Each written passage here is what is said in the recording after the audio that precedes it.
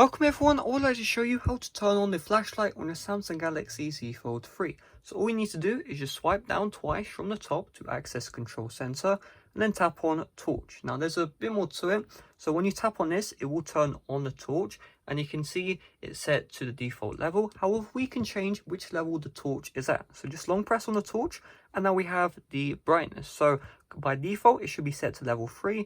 However, you can set it to level 1. Level 1 is just a torch which is less bright, and then we have level 5, which is the brightest option, which you can select on the Samsung Galaxy Z Fold 3. You can see it does say the camera light may cause low temperature burns when in prolonged contact with the skin, so that's just something to keep in mind. I recommend you set it to the default, but if you want to have it higher, the option is there. Of course, to turn off the torch, you just tap on the torch again.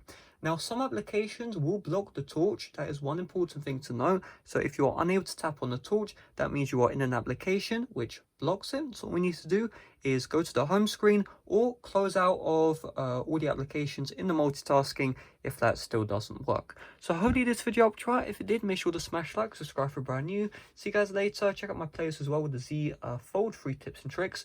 Yeah, bye bye.